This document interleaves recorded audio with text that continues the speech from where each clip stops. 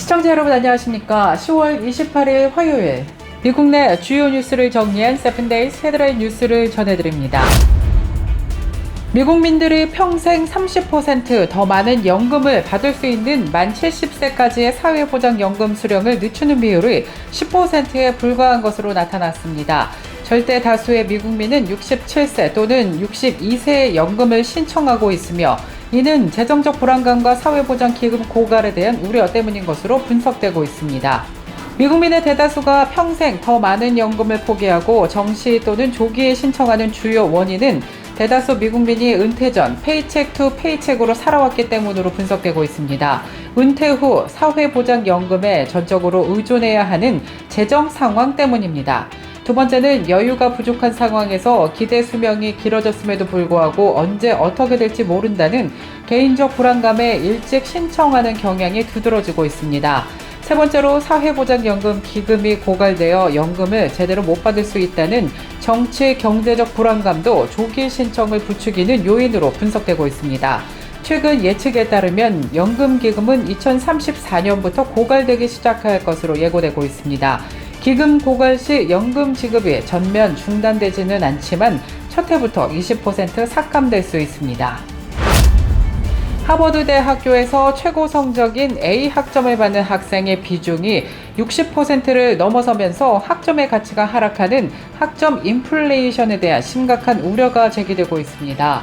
급증하는 A 학점 비율과 평균 학점 하버드대 학부교육국이 지난 27일 발표한 자체 보고서에 따르면 2024-2025학년도 학부생의 성적 중 A 학점 비율은 60.2%에 달하는 것으로 조사됐다고 블룸버그 통신이 보도했습니다. 이는 10년 전과 비교해 약 20%포인트 증가한 수치입니다. 졸업생들의 평균 학점 중간값 역시 눈에 띄게 증가했습니다. 2015년 졸업생의 GPA 중간값은 3.64였으나 올해 졸업생의 GPA 중간값은 3.83으로 상승했습니다. 특히 A 학점의 급증은 2010년대 후반부터 두드러지게 나타난 것으로 분석되고 있습니다. 하버드 대학 내부의 비판 멘더 클레이보 하버드대 학부 교육 담당 학장은 대다수 학생에게 최고점을 주는 현재의 관행을 줄여야 한다고 강하게 지적했습니다. 치솟는 물가에 쇼핑을 나설 때마다 부담이 커지는 요즘입니다. 식료품, 의류, 생활용품 등 거의 모든 품목이 꾸준한 오름세를 보이면서 특히 고정 수입으로 생활하는 은퇴자들의 경우 지갑 사정이 더욱 무거워지고 있습니다.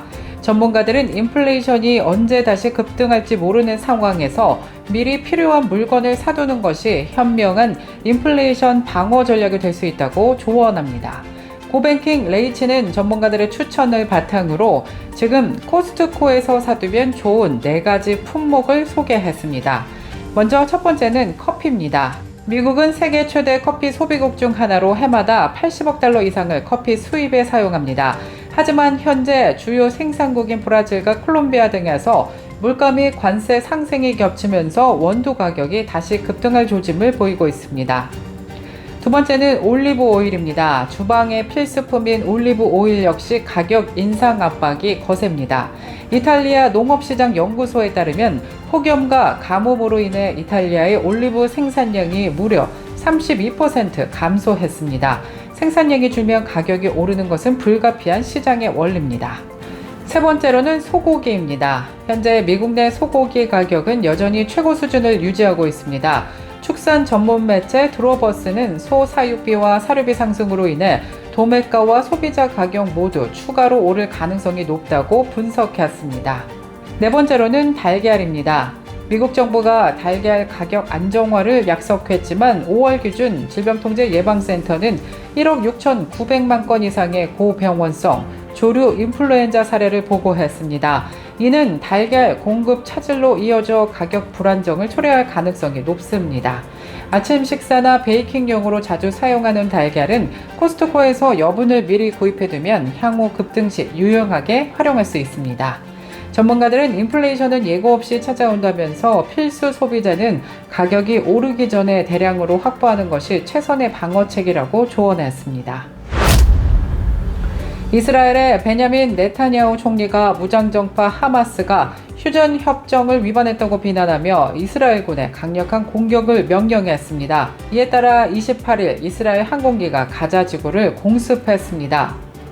목격자와 하마스 언론에 따르면 이스라엘의 공습은 북부 가자에서 가장 큰 운영 병원인 시파 병원 근처 지역을 겨냥한 것으로 조사됐습니다. 아직까지 이번 공습으로 인한 사상자 소식은 전해지지 않고 있습니다. 이스라엘군은 이번 공습에 대해 즉각적인 입장을 내놓지 않았으나 네타냐후 총리실은 단호한 공격을 명령했다고 밝혔습니다. 이번 공습은 지난 3주간 취약하게 유지되어 온 휴전 기간 중 발생한 최신 폭력 사태이며 2023년 10월 7일 하마스의 공격 이후 2년간 지속된 전쟁을 멈추기 위해 미국이 지원한 휴전 협정이 발효된 지 얼마 되지 않아 발생해서 논란이 커지고 있습니다. 아시아나 항공이 오는 11월 2일 미국의 일광절약 서머타임 종료에 따라 로스앤젤레스와 뉴욕 노선의 운항 시간을 변경한다고 밝혔습니다.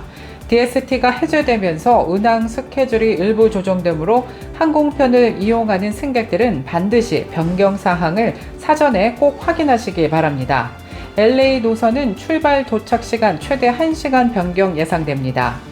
기존보다 출발 시각이 1시간 앞당겨진 오전 9시 10분에 LA를 떠나며 인천 도착 시간은 종전과 동일합니다. 야간 출발편은 출발 시각 기존과 같지만 인천 도착 시간이 오전 5시 55분으로 조정됩니다. 또한 인천에서 LA로 가는 항공편의 도착 시각도 1시간씩 앞당겨집니다. 뉴욕 노선 역시 주요 운항 시간이 변경됩니다. JFK발 인천행 기존 낮 12시 10분 출발에서 오전 11시 10분 출발로 1시간 앞당겨집니다. 인천발 JFK행 JFK 도착 시간도 기존보다 1시간 빨라진 오전 9시로 조정됩니다.